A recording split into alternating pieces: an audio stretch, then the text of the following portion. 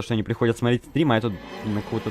Блядь, нихуя их дохуя вышло. Какой режим в ПВЗ самый сложный? Сомневаюсь, конечно, что вы когда-нибудь сами задавали себе этот вопрос, но если задумаете сейчас, то, скорее всего, назовете какой-нибудь там, ну, не знаю, бесконечный вазобой, например, или еще что-нибудь подобное. Но в любом случае, что бы вы ни назвали, вы наиболее вероятно окажетесь неправы, потому что самый сложный режим в ПВЗ это вот этот. Но, прежде чем вы подумали, что за хуйню вообще вам тут показываю, сразу обозначу, о чем в этом видео пойдет речь. Рассматривать я буду только первую часть франшизы и, естественно, только оригинальную игру без всяких модификаций, потому что хардмодов, где на первом же уровне выходит миллион гаргантюа, слишком много, и пытаться выбрать из них самый-самый — это откровенная шиза. Остальные игры этой же серии тоже во внимание не беру, потому что все они очень сильно отличаются по стилистике и динамике, так что сравнивать их было бы тоже как-то странно. Единственное исключение, которое я для себя сделал, это возможность рассматривать все официальные издания первой части ПВЗ, а не только какое-то одно конкретное. Если вы не знали, их было несколько, и хоть каких-то кардинальных отличий между ними нету, одной этой поблажки хватило для того, чтобы в конце концов прийти к довольно неожиданному выводу, но об этом чуть позже. Вообще, вы уже могли заметить, что у меня по сути весь канал построен на прохождении различных сложных игр и модификаций, и должен вам сказать, рано или поздно от такого хардкора в любом случае устаешь. В такие моменты у меня обычно появляется желание поиграть во что-то более простое и размеренное, и с этим мне отлично помогает Grand Mobile. Это супер крутая многопользовательская игра для вашего смартфона, где ты можешь стать кем угодно и делать то, что ты захочешь. Начинай свой путь крутого бандюгана, либо блюстителя правопорядка, вступив в одну из множества игровых фракций, апай уровни, чтобы завоевывать авторитет игроков, и купи свой собственный спорткар на заработанную внутриигровую валюту. Ну а если пешком ходить желания нет, а зарабатывать лень, то специально по моему промокоду ты получишь халявный гелик, 30 тысяч рублей и випку на 7 дней. Игра реально классная. Я, кстати, играю на 5-м серваке, и чтобы стать там самым крутым, мне нужна ваша помощь. Так что если заинтересовало, жду вас там. Ну ладно, встретимся в игре, а я пока что вернусь к теме видоса. Вообще, изначально хотел построить видос так, чтобы я брал какой-то сложный уровень, давал ему краткую характеристику и сравнивал с остальными такими же. Но благо я понял, что делать подробный анализ сложности какого-нибудь зомбаквариума и сравнивать его с удачным обследованием это какая-то хуёвенькая идея, и поэтому концепцию я изменил. Теперь я прям сходу вам заявляю, что самый сложный режим в ПВЗ это бесконечное выживание в браузерной демо-версии. И если вы сейчас даже не поняли, о чем речь, то ничего страшного, ща буду объяснять. Веб-версия ПВЗ, она же демо-версия, это бесплатное онлайн-издание растений против зомби на флеше, доступное до какого-то времени на официальном сайте PopCap. Режимов в этой версии всего 3, и все они по-своему урезаны. В приключениях нам доступно только 14 первых уровней, после чего кампания закончится и нам предложат купить полную версию. Остальные два это бесконечные режимы возобоя и выживания, добавленные скорее просто для удержания трафика на сайте, потому что режимы эти очень недоработаны. И сейчас вы, скорее всего, задаетесь вопросом, как это вообще относится к теме видео, потому что, судя по моему рассказу, тут все крайне легко, и название самого сложного режима ни один из этих трех претендовать не может. Но в этом случае первое впечатление реально очень обманчиво, потому что в этой недоработанности версии вся сложность и заключается. Важно уточнить, бесконечное выживание, как в принципе и возобой, здесь далеки от своих релизных версий. В выживании, например, действия происходят ночью, а доступны нам только растения, полученные до уровня 2.4 в приключениях. Ну и состав зомби, соответственно, в разы меньше, чем в оригинале. И даже несмотря на то, что никаких гаргантюа, землекопов, летунов и прочих надоедливых врагов тут нет, именно этот режим я с уверенностью могу назвать самым сложным в первой части ПВЗ. Но в чем же суть? Есть тут один зомби, который и делает этот режим буквально невозможным, а зовут его Гигафутболист. Это эксклюзивно для этой версии зомби, и из всей серии игр, если не трогать всякие китайские версии, он встречается только здесь. А прикол его в том, что он имеет просто дохуища здоровья, и при небольшом списке доступных в этой версии растений справиться с ним очень трудно. Для сравнения, он настолько же прочный, как и Гаргантюа, но при этом еще и очень быстрый из-за того, что он все-таки футболист, и в совокупности это делает его нереально проблемным врагом. Но немного отличаемся от него, и я вам опишу, как выглядит здесь сам процесс геймплея. Это важно для понимания всех аспектов, делающих этот режим таким сложным. Между каждой возможностью выбрать новые растения у нас две волны, как и в оригинальном бесконечном выживании, но при этом доступных под растения слотов здесь всего 4, что, как ни крути, очень мало. Вы, конечно, можете возразить, у нас тут в целом растений немного доступно, так что и в большом количестве слотов нужды особо нет. Но стоит только начать играть самостоятельно, чтобы понять, что эта особенность уровня очень сильно сковывает и на этапе лейтгейма становится очень существенной проблемой. Ну и да, даже несмотря на то, что выживание это как бы бесконечное, понятие лейтгейм я употребил не ошибочно, потому что по сути у этого режима конец все же есть, скоро вы поймете, о чем я. Ну так вот, даже для первой волны растения выбрать уже довольно проблематично, а как минимум 2 слота у нас уже условно заблокированы, потому что в них у нас выбраны солнцегрипп и спорогрипп, без них очевидно никуда. Таким образом остается еще 2, и правильно выбрать растения на этом этапе очень важно, потому что от этого без преувеличения будет зависеть все дальнейшее прохождение. Лучше всего брать сюда могилоед и либо дымогрипп, либо ледяной горох. Это особо не важно, потому что зомбарей у нас мочить будут все равно спорогрибы, берем мы их только чтобы начать выстраивать скелет нашей обороны. Ну и дальше, соответственно, все как обычно, фармим солнышки, отстреливаясь от зомби. Я выставлял аж 3 ряда солнцегрибов, но на деле так много не нужно, потому что максимальное количество солнца накапливается и так без проблем. Ну и да, накопить кучу солнца в самом начале тоже очень важно, потому что далее у нас уже такой возможности не будет. Дымогрибы и ледяные горохострелы здесь выбраны, кстати, не случайно. Это вообще лучшее растение в этой версии, потому что ледяной горох это в целом единственное растение, способное замедлять. А дымогриб это единственное растение с атакой по области, что тоже важно, потому что толпы зомби здесь будут огромными. Когда все высажено, а это уже к 4-й волне обычно происходит, этап подготовки можно считать законченным. Зато дальше начинается ебанутый геймплей с постоянным микроконтролем и тяжелейшими выборами, где неправильное решение может стоить тебе нескольких часов игры. И в конечном итоге ты в любом случае неизбежно подохнешь, потому что невозможным этот режим я назвал не просто так. Ну так вот, уже с 3-й волны в игру вступает гигафутболист. В самом начале их, естественно, немного, но тем не менее мочить их уже реально трудно. Типа с Гаргантиом мы как обычно боролись, подрывали их чем-то или кабачками давили. Тут же такие схемы работают через раз, потому что инстакил растений здесь всего 3: вишня, кабачок и чомпер. Последний, кстати, это вообще единственный здесь, кто может ваншотнуть футболиста. Все остальные ему максимум половину здоровья сносят и все, но даже несмотря на это, имбой он далеко не является. Его хоть и можно выставлять как элемент постоянной обороны, но использовать мы его будем все равно именно как растение мгновенного использования, потому что после посадки съедать его будут сразу же. Высаживать их рядочками, как те же грибы, естественно, никто не запрещает, но на деле это бесполезно, потому что кусать они будут все равно кого угодно, кроме футболистов. Поэтому лучшим решением будет точечно высаживать их прямо напротив гигахуесосов и молиться, чтобы они не решили проглотить кого-то не того. Также важно не забывать регулярно брать могилоед, потому что могилы здесь являются не меньшей проблемой, чем в каком-нибудь хардмоде. Появляться они будут на каждой финальной волне, и в зависимости от числа пережитых волн их количество будет расти. И происходить это будет не типа так +1 могила каждые 20 волн. Здесь это прям ощущается, и в конечном итоге эта система даже может стать главной причиной проигрыша. На 19-й волне их вылезают уже аж 10 штук за раз, и учитывая длительность отката могилоеда, успеть убрать все до перехода к менюшке выбора растений не получится никак. Плюсом к этому, на каждом заходе хоть парочку наших растений да поедят, и поэтому выходит такая ситуация. Нам нужен минимум 1 слот для восстановления съеденных растений, 3 слота под инстакил растения, 1 под орех, потому что нередко нужно притормозить какого-нибудь футболиста, ну и еще 1 под могилоед. Итого уже аж 6 растений, а слота у нас, напоминаю, всего 4. Каждый раз приходится чем-то жертвовать, и это как раз тот самый выбор, от которого зависит судьба прохождения. Ну то есть как бы судьба здесь всегда одна, ты в любом случае проиграешь, но как скоро это случится уже зависит от таких вот мелочей. Вы, я думаю, все еще со скепсисом относитесь к моим словам о невозможности этого режима, так что давайте я вам подробнее объясню, почему я его таким считаю. Снова возвращаемся к моим словам о его недоработанности. Смотрите, в чем суть. Количество зомби здесь увеличивается с каждой волной, но так как обычные зомби нас не особо волнуют, сконцентрируем внимание именно на футболистах. Если в самом начале они будут выбегать по 1-2 штучки с некоторым интервалом, то потом буквально каждая партия зомбарей будет содержать в себе по несколько футболистов на каждом ряду, с которыми бороться просто нечем. До 15-й волны в общем счете здесь появляется больше 400 футболистов, и стоит ли мне говорить, что это дохуя? Такая же схема была, конечно, и в оригинальном бесконечном выживании, и там тоже с каждой волной становилось все больше зомби, и на поздних волнах из них вообще какое-то месиво образовывалось. Но разительное отличие в том, что в обычной ПВЗ растений достаточно, чтобы выстраивать кучу разных тактик и стратегий, позволяющих без проблем с ними справляться. Тут же с этими 12 придурками выстроить хоть что-то достойное, очевидно, не получится. На обычные растения надеяться вообще смысла нет, хоть на что-то способны они будут волны до 10-й, и дальше они максимум на подсосе только останутся, чтобы дефолтных зомбарей выкашивать. А инстакилы все еще имеют стоимость и перезарядку, так еще и адекватно использовать мы тут можем только вишни, поэтому сдерживать эти увеличивающиеся с каждым разом толпы просто нереально. Больше 20 волн, как ни старайся, прожить здесь не удастся. Я вот, например, смог только 15, и более выдающихся результатов на ютубе не нашел. Но справедливости ради, в моей попытке тоже было достаточно ошибок, и я уверен, что если постараться, то и результат будет получше, но оставлю это, наверное, уже для вас. И опять же, проводя аналогию с обычным бесконечным выживанием, с правильным подходом и хорошенько натренировавшись, отбивать волны там можно буквально бесконечно. В этом нетрудно убедиться, просто поискав на ютубе геймплей тысячных и более волн. И вот там уже ни о какой неизбежности проигрыша не может идти и речи. Причиной слива может послужить разве что ошибка или невнимательность игрока, но явно не сами условия режима. Но есть же в этой версии и бесконечный возобой, насколько плохо все там. Должен сказать, возобойтесь куда более справедливый, чем выживание, но тем не менее все еще очень и очень сломанный. Играть в этот режим бесконечно также не получится, рано или поздно ты неизбежно проиграешь, но в отличие от выживания, тут помимо всего прочего есть еще и огромнейшее влияние рандома. Ну и опять же для лучшего понимания опишу сам процесс геймплея, тут он тоже сильно отличается от своей релизной версии. Всего тут есть 4 вида расстановки вас. Первые 3 используются с нулевого по второй стрик, а 4-я впервые появляется на 3-м, и после этого повторяется уже на всех последующих. И вот первые 3 пресета в этом плане совсем простые, всего по 3-4 ряда вас почти без сложных зомби, и 4-й же имеет уже 7 рядов, а то есть аж 35 вас в общем. И вот ситуация здесь ровно та же, что и с выживанием. Уже со 2-го стрика в вазах стабильно начинает появляться гигафутболист, и с каждой пережитой волной их количество будет заметно расти. На 30-м стрике их появляется сразу 4, и это реально очень много, учитывая, что отбиваться от них кроме как кабачками просто нечем, и вот тут влияние рандома раскрывается во всей красе. Ну типа в идеальной ситуации для того, чтобы убить всех 4 футболистов, надо, во-первых, чтобы они все были на одной или хотя бы близлежащих линиях, чтобы потратить на каждого из них как можно меньше инстакилов. А во-вторых, найти их среди этих вас нужно еще с небольшим временным интервалом, чтобы они не успели далеко друг от друга разбежаться. Второе условие тем более тяжело соблюсти по той причине, что в поисках этих футболистов очень легко ненароком создавать себе дополнительных проблем в лице кучи кучей лишних зомби. И вот теперь просто вдумайтесь, что на такое благоволение рандома нужно надеяться на каждой волне, и если хотя бы что-то из этого не будет соблюдено, то ты просто сольешься как лалка. Но не думайте, что трудности тут появляются только на позднем этапе. Играть тут нужно реально очень аккуратно, буквально всегда. Даже один гигафутболист уже доставляет кучу проблем. Скажу честно, в этом режиме я прям сосу. Мой рекорд тут стрик 5, и это даже не потому, что играть настолько сложно, а просто желание расхуярить все вас одновременно берет надо мной вверх. Зато на ютубе есть видос, где чел сделал стрик аж 33. Везло ему там, конечно, пиздец, но он хотя бы на своем примере показал, что 30 волн тут не предел. Учитывая всю важность удачи в этом режиме, естественно, никакого ультимативного совета, как в выживании, дать не получится. Ну и желающих в это поиграть, скорее всего, будет не так много, так что особо ничего не теряем. Я, кстати, если кто-то не знал, уже делал полноценный видос про эту версию ПВЗ, но он откровенно хуёвый и очень многого я там не рассказал, поэтому эту часть видео смело можете считать дополнением к нему. Ну и начнем с самой-самой базы. Вы еще, когда я про выживание рассказывал, могли заметить, что у меня тут по какой-то причине есть кабачок, хотя по логике он доступен мне быть не может. Это, пожалуй, одна из самых ярких особенностей демо-версии наравне с гигафутболистом. Вместо картофельной мины по прохождению боулинга мы получаем кабачок, и это нововведение заметно упрощает геймплей. Ну типа просто представьте, насколько сложнее было бы бороться с футболистами-минами. В поздней игре они вообще были бы неюзабельными из-за могилы полностью занятой лужайки. Поэтому уж не знаю, с какой целью изначально это было сделано, но в любом случае хоть немного разработчики игру доупростили. Но это еще не все. Изменениям здесь подверглось еще одно растение, а именно вишня. Здесь у нее по какой-то неведомой причине сильно увеличен радиус взрыва, и теперь она взрывается не 3 на 3 клетки, а аж 3 на 5, а то есть 3 в высоту и 5 в длину. Местами это даже может спасти жизнь.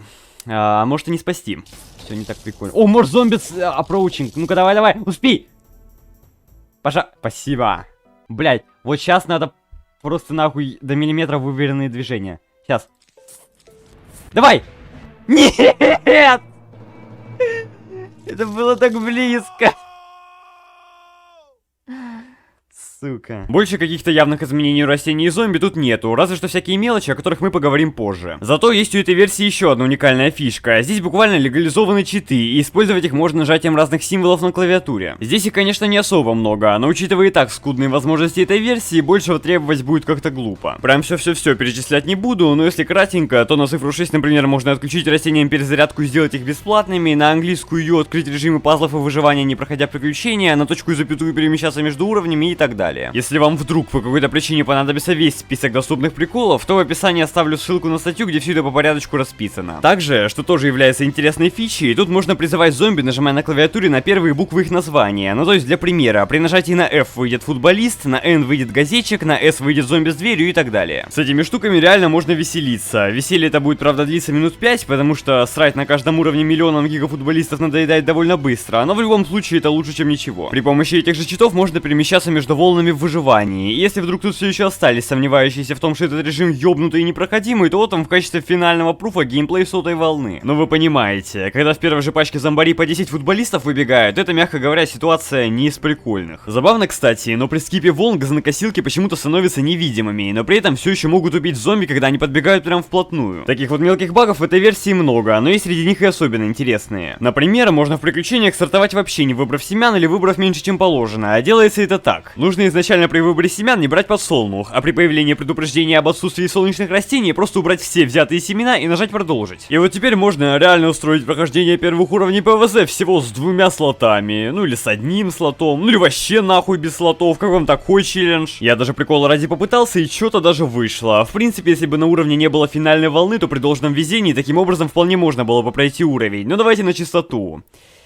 Нахуй вообще этим, блядь, заниматься? Не, ну я типа могу понять какие-нибудь челленджи в оригинальной ПВЗ, ну или хотя бы в модах. Но в чем рофл себе этим жизнь усложнять в ёбаной демке, я, честно говоря, не особо понимаю. Но если вы придумали какое-то более интересное применение этому багу, то, ну, вы знаете, короче, куда об этом написать, да? Также, говоря о других особенностях этой версии, я думаю, не стоит объяснять, насколько здесь ущербная графика, потому что вы ее уже 100% заметили и без меня. У меня, кстати, от нее чуть глаза не вытекли, пока я этот видос монтировал. Тем, кто на больших мониторах смотрит, вообще соболезную. И вот обобщая все сказанное ранее, я ведь не один заметил, насколько эта версия похожа на всякие там хардкорные ПВЗ-моды. Ну типа сами посудите, бафнутые зомби есть, бафнутые растения есть, уникальные режимы есть, постоянно вылезающие могилы есть, даже чит-коды как в хардмоде есть. Ну и вот вам чисто на добивочку малоизвестный факт про хардмод, который окончательно убедит вас в том, что у него с демкой куда больше общего, чем можно было подумать. Условия для спавна зомби там сильно отличаются от тех, которые были в оригинале, но чтобы вы поняли как именно, мне придется ввести вас в небольшой контекст, так что слушайте. Для распределения зомбарей по уровню в ПВЗ используется система условных единиц, отвечающих за то, когда и какой зомби выйдет в конкретный момент уровня. Единицами этими может быть что угодно, хоть баллы, хоть рубли, хоть очки, и это уже зависит от того, как вам удобнее их называть, но для лучшего понимания я буду использовать именно очки. Вот представим, что каждый зомби имеет свою условную стоимость, зависящую от того, насколько он сильный и прочный. Ну то есть обычный зомби, например, будет стоить 1 очко, зомби с конусом 2 очка, а Гаргантюа вообще 10, потому что из всех зомби в игре он по сути самый мощный. И вот каждая маленькая волна на уровне, в свою очередь, уже будет иметь в распоряжении какое-то количество этих очков, распределяемое между всеми зомбями этого левела. Ну то есть представим, что волна имеет при себе 2 очка, их она может потратить либо на 2 обычных зомби, стоящих по 1 очку, либо вбахать всю сумму на одного зомби с конусом, стоящего как раз 2. Ну и соответственно, каждая новая волна будет иметь все большее количество этих очков, чтобы иметь возможность спавнить еще больше сильных зомби по мере твоего продвижения по уровню. Таким образом исключается возможность того, что первым же зомби сразу выйдет какой-нибудь футболист, танцор или еще кто угодно, что делает игру куда более сбалансированной и честной к игроку. И вот в оригинале эта система работала более чем прекрасно. Все зомби имели справедливую стоимость, а волны справедливое количество очков, но в хардмоде все чуточку иначе. Видите ли, разработчику было вообще похуй на то, насколько бафнуто в его моде зомби, и даже газетчику, который буквально сильнее, чем Гаргантюа, стоимость он вообще не поменял. С футболистом дела обстоят точно так же, он хоть и стал вдвое сильнее, но спавниться реже не начал вообще. И вот вам ничего это не напоминает? В демке вот ровно та же самая ситуация. Мощнейший футболист с кучей здоровья спавнится уже с 3-й волны в том же количестве, в котором спавнился бы и в оригинале, и это ебать как нечестно. И вот зная все это, невольно задаешься вопросом, а какого вообще хуя? Ну типа это ведь буквально обычная демка, единственной ее целью было просто забайтить игрока купить полную версию, и почему-то столько референсов ко всяким хардкорным модам вообще не ясно. Вопрос, конечно, остается открытым, но меня реально все еще поражает тот факт, что при всей своей уникальности и самобытности это не какая-то фанатская версия, а официальное, издание ПВЗ. Еще более странно то, что разработчики добавляли сюда кучу дополнительного контента, заведомо зная, что эта версия игры проигрывает во всех аспектах своему оригиналу, так еще и добрую его половину просто спрятали. Демо-версия это без преувеличения один из интереснейших феноменов во всей истории ПВЗ, и как по мне, она достойна куда больше внимания, чем 0, блять. Кроме меня на всем ютубе никто больше про нее видосов не делал. Ну, в принципе, все. Что мог, я рассказал, с вас подписки и лайки, а я пошел делать вторую часть по Брутал моду.